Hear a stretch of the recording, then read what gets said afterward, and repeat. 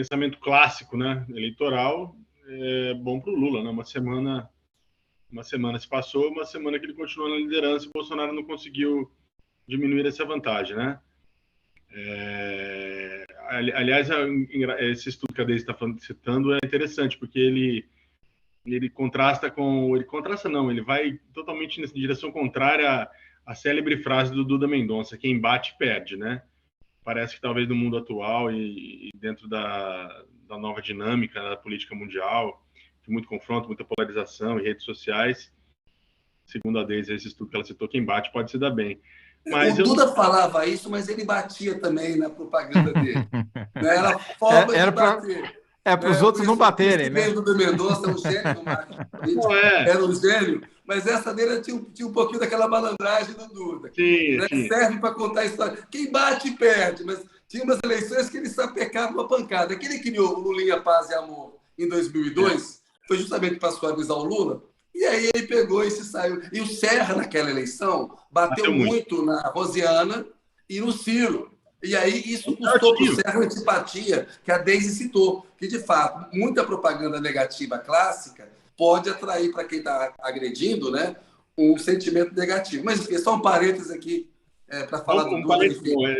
Esses parênteses ilustrados são ótimos. E no Garotinho, né? Rosiana, Ciro, Garotinho. Serra teve que bater em todo mundo naquela campanha para o segundo turno. Mas, assim, entendo que a pesquisa não é ruim. Eu falei com gente do PT, imagino que você deve ter falado também, alguns dizendo que é bom, outros dizendo, putz, mas essa diferença aí tinha que ter aumentado, dá um pouco de medo, tá estável demais, não muda a estabilidade. Mas não é ruim, ele continua liderando a pesquisa, e o Bolsonaro não conseguiu até agora,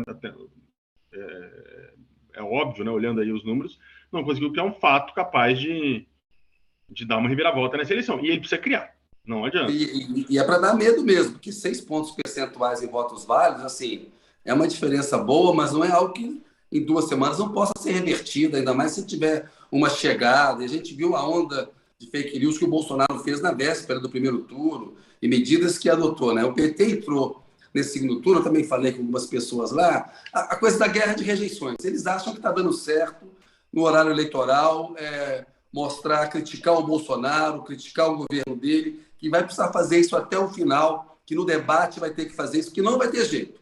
Vai ser esse jogo garrado lá, como dizem em Minas, apertado. Vai ser jogo garrado.